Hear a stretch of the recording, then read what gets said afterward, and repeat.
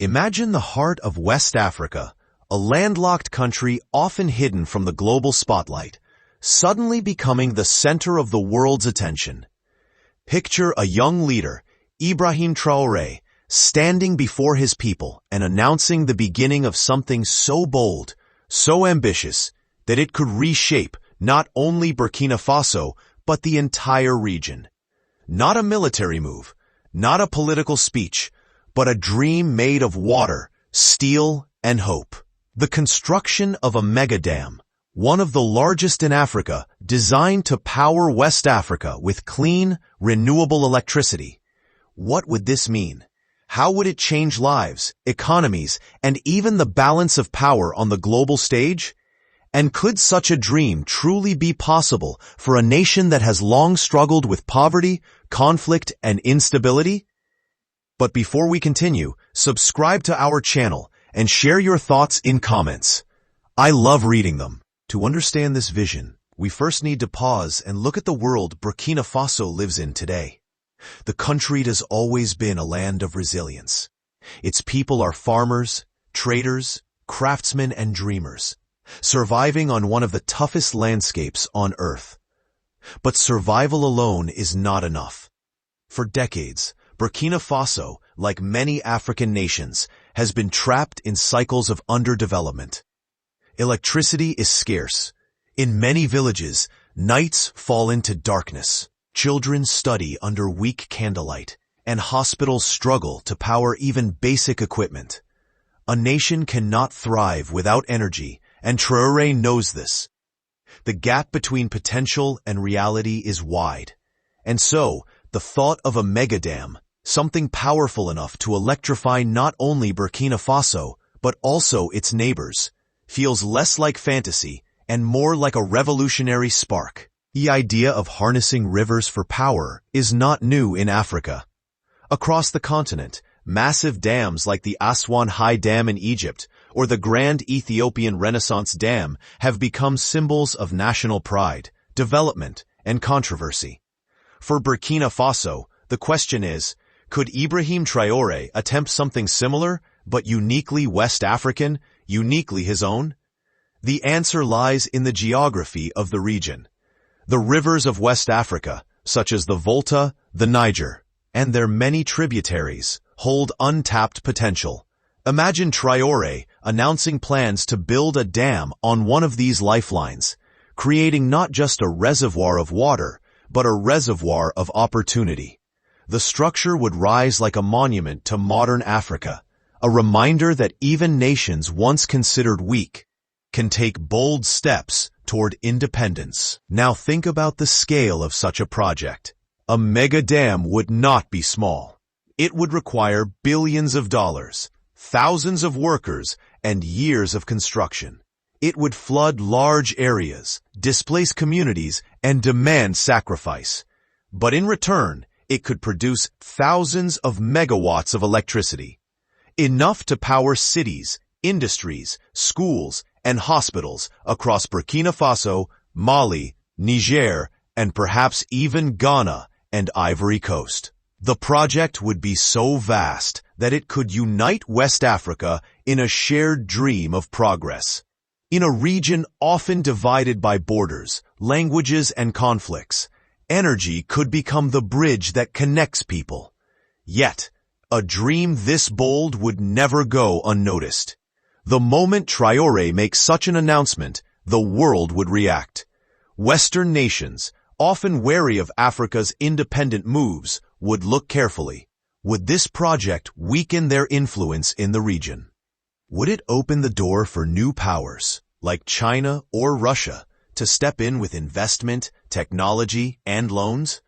The dam could become more than a physical structure. It could become a battlefield of global interests. Imagine Western diplomats sitting in quiet rooms, discussing how to respond. Should they offer support, or should they pressure Traoré with warnings about debt and environmental risks? Should they try to control the project, or risk losing influence in West Africa altogether? Meanwhile, ordinary people in Burkina Faso would begin to dream differently. For them, the dam would not just mean electricity, it would mean possibility. Picture a farmer in the countryside who now irrigates his crops with a small bucket, suddenly seeing water systems powered by the dam. His fields grow greener, his harvest larger, and his family finally has enough to eat and sell. Imagine children in remote villages who once studied by the dim light of kerosene lamps, now reading under bright electric bulbs powered by the rushing river. Picture hospitals where doctors no longer fear sudden power cuts during surgeries. For the people, this dam would be more than concrete and turbines. It would be hope turned into reality. But hope always comes with shadows. The construction of such a dam would bring challenges.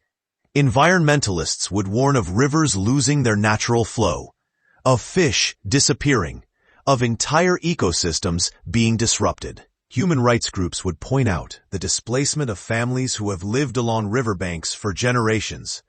In the villages that would sink beneath the rising reservoir, memories, traditions, and graves of ancestors would vanish under the water. Traore would face the delicate balance between progress and preservation, between sacrifice and survival. Could he manage such trade-offs without losing the trust of his people? On the political stage, the dam could redefine Traore's image. No longer would he be seen only as a young military leader who rose to power in turbulent times. Instead, he could become a symbol of African vision and determination, a man who dared to dream of light for his people. Regional leaders might either join him in support or view him with suspicion. After all, energy is power in more ways than one. A Burkina Faso that suddenly becomes an energy hub could shift alliances and rivalries across West Africa. Neighboring countries might fear dependence on Burkina Faso's electricity, or they might see it as a chance to finally overcome their own shortages. This dam would not only light up homes, it would light up debates, rivalries, and diplomacy. Globally, the ripples would spread even further. Imagine China offering loans and construction expertise, eager to expand its influence in Africa. Russia, already admired by some African leaders for standing against Western dominance, might send engineers and political backing. Meanwhile, Europe and the United States would worry that such a project, if dominated by non-Western powers, could weaken their grip on Africa's resources and politics. In this way, the dam would not just be about water and electricity. It would become a mirror reflecting the great geopolitical struggles of our time. And at the center of it all would be Ibrahim Traoré, holding the power to decide whose hands would help shape his country's future. The project would also raise deep cultural questions. In Africa, rivers are more than just physical resources. They are part of traditions, of spiritual beliefs, of songs and stories passed down through generations. The dam would transform these rivers forever, turning flowing waters into vast, still lakes. For some, this might feel like a betrayal of heritage. For others, it would feel like a step towards survival in the modern world. Traoré would need to convince his people that tradition and progress can walk hand in hand, that honoring the past does not mean refusing the future. Could he achieve this delicate balance? As the first stones of the dam are laid, the atmosphere across West Africa would change. Newspapers would write of Africa's new dream. International investors would arrive in Ouagadougou, the capital, searching for contracts and opportunities. Construction sites would buzz with workers, engineers, and heavy machinery. The river, once calm, would be reshaped by human hands, its flow controlled, its destiny redirected. It would be a scene of both chaos and creation, of sacrifice and ambition. Each day, as the walls of the dam rise higher, so too would the hopes of millions. Yet in the shadows, enemies would also rise. Those who fear a stronger, more independent West Africa. Could Traoré protect his dream from sabotage, from foreign interference, from corruption within. As years pass, the project would move closer to completion. The dam, now towering like a giant, would prepare to awaken. The turbines, once silent, would roar with the force of a river harnessed. Electricity would surge across transmission lines, spreading through cities and villages. The first lights flickering on in distant towns would feel like stars reborn on Earth. West Africa, for the first time in its history, might glimpse the possibility of energy security. Factories could run longer, businesses could grow stronger, and young people could dream bigger. Yet even as the lights shine brighter, questions would remain. What price was paid for this progress? Who truly controls the power now flowing across borders? And will this mega dam unite the region, or will it spark new rivalries over who gets the most? And so, as the waters rise and the turbines turn, we stand at the edge of a mystery. If Ibrahim Traoré truly built a mega dam to power West Africa, it would be one of the boldest experiments of modern Africa. A project filled with hope, danger, opportunity, and sacrifice. The world would watch, Africa would hold its breath, and Burkina Faso would stand at a crossroads unlike any before. The turbines are turning now. The mega-dam, long a dream on paper and in the speeches of Ibrahim Traoré, has finally become real. Its concrete walls stretch across the river like a giant hand, gripping the earth itself, holding back millions of tons of water. Transmission towers carry currents across vast distances, connecting villages that once lived in darkness. At night, the lights of Ouagadougou shine brighter than ever before, and the city feels reborn. Children gather under glowing street lamps to play. Families stay awake longer, and shopkeepers keep their doors open late into the evening. For the first time in decades, there is a sense of abundance. Energy is flowing like blood through the veins of the nation. But with this new power also comes new questions, new rivalries, and new temptations. For the people of Burkina Faso, the changes are immediate and almost magical. Farmers now have irrigation systems that transform once dry fields into green landscapes, bursting with food. Mothers who once walked for hours to fetch water from distant wells now watch it flow freely through taps powered by pumps. Schools have computers, small businesses expand, and local industries emerge. It's as if the dam has unlocked a hidden treasure buried in the land. Yet, this sudden transformation does not go unnoticed beyond Burkina Faso's borders. Neighboring countries watch with a mixture of admiration and suspicion. Mali, Niger, and Ghana begin to depend on Burkina Faso's electricity. Power lines cross borders, agreements are signed, and regional cooperation deepens. But dependence is a double-edged sword. Some leaders fear that Traoré could one day use electricity as a weapon, cutting supply during political disagreements. Others worry about pricing. Who decides how much this electricity will cost, and who will profit? These concerns echo across Africa, stirring debates about sovereignty and trust.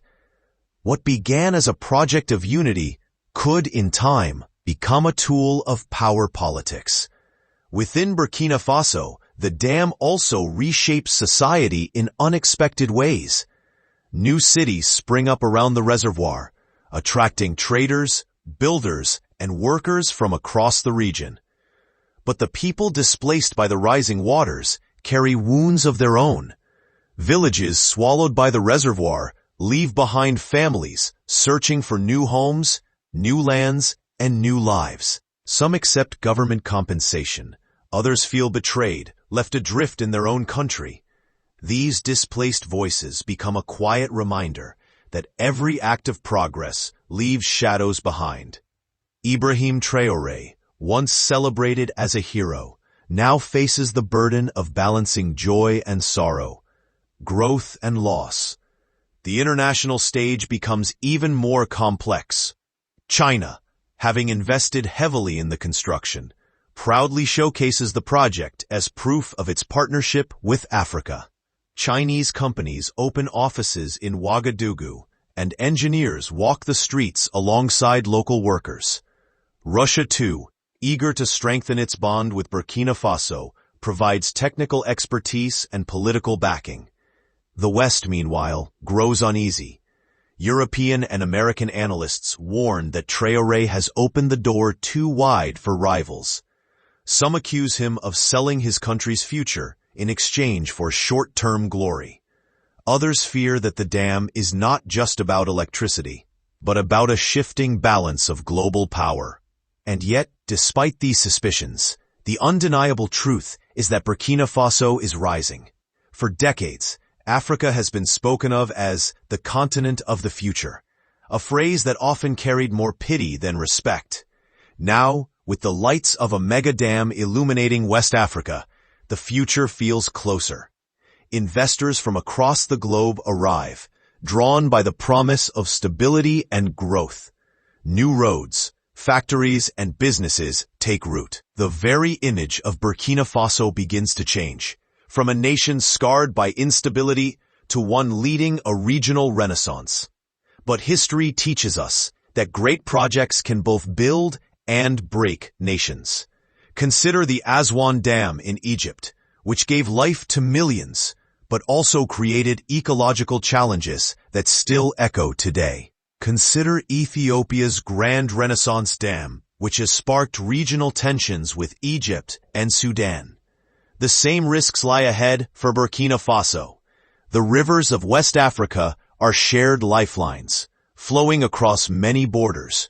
If water levels fall or distribution becomes unfair, disputes could erupt. Already, whispers emerge of farmers downstream complaining that their crops are suffering, that the river they once depended on has changed forever. A single drought, a miscalculation in water management could turn cooperation into conflict. Within Traoré's own government, the dam becomes a test of integrity. The flow of money from international contracts and energy sales tempts officials, and corruption lurks in the shadows. If the wealth generated by this mega dam enriches only the elite, the people may turn against their leader. Traoré, who once rose as a soldier promising fairness, would have to guard his revolution from being consumed by the very forces he sought to defeat. Could he resist the temptations of power and ensure that the electricity truly belongs to the people? Or would the dam, built as a symbol of liberation, become another monument to broken promises? Globally, the reactions intensify. The European Union debates whether to support the project financially to counter Chinese influence. The United States, already losing ground in parts of Africa, sends delegations to negotiate energy deals. Meanwhile, African leaders gather in summits, discussing the creation of a West African power union, a cooperative grid that could stretch from Dakar to Lagos. Imagine the possibilities. Millions of homes lit, industries booming, and Africa finally standing on its own feet in the global economy. Yet at the same time, such unity would also challenge long-standing divisions, both within nations and between them. Would old rivalries crumble, or would they harden even more? And in the midst of this storm, Ibrahim Traoré remains at the center. A young leader who once carried a rifle now carries the burden of vision. His speeches are broadcast across Africa, inspiring not only his own people, but others who long for leaders with courage. Some call him the engineer of Africa's future, while others whisper warnings that he may be moving too fast, dreaming too big. History has often punished dreamers who ignored the weight of reality. Will Traoré be remembered as the man who lit up West Africa, or as the leader who gambled too much on a river's flow? The dam itself, massive and unyielding, becomes more than infrastructure. It becomes a stage upon which the destiny of a region is played out. At sunrise, its walls cast shadows across the river. At night, the hum of its turbines becomes the heartbeat of a nation. It is both a promise and a question, both a triumph and a risk. The people of Burkina Faso live with this duality every day, grateful for the light, but anxious about the future. As the years pass, the story of the Mega-Dam spreads far beyond Africa. Universities in Europe teach it as a case study in development. Activists debate it as an example of progress versus environment. Global media follow every success, every controversy, every drought or flood linked to its existence. The dam becomes a symbol not just of Burkina Faso, but of Africa's eternal struggle between dependence and independence, between being shaped by others and shaping its own destiny. Now imagine yourself standing on the dam's edge, looking down at the vast reservoir stretching into the horizon. The water below is calm, reflecting the sky like a mirror, yet you know it holds enormous power, both creative and destructive. In that moment, you understand the paradox at the heart of Ibrahim Traoré's vision.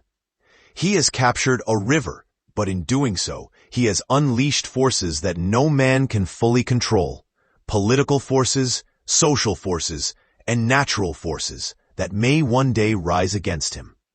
And so, we are left with a haunting question. What if Ibrahim Traoré truly built a mega-dam to power West Africa?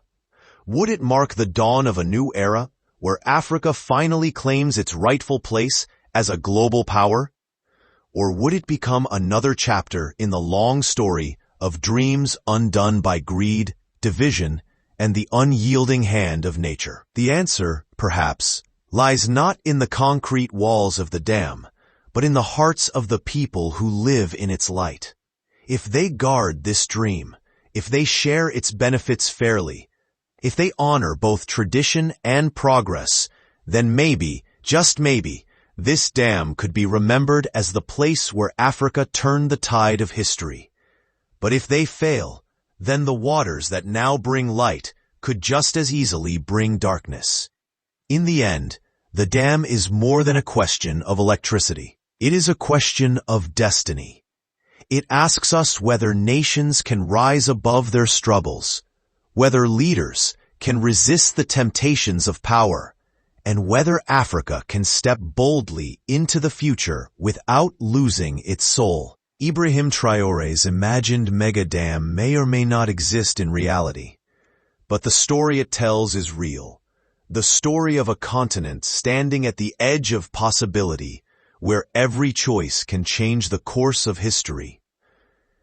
And perhaps one day, when we look at a brightly lit West Africa glowing from space, we will wonder not just about the dam itself, but about the courage it took to dream it into. Subscribe for more Ibrahim Traoré related videos. Watch these videos also.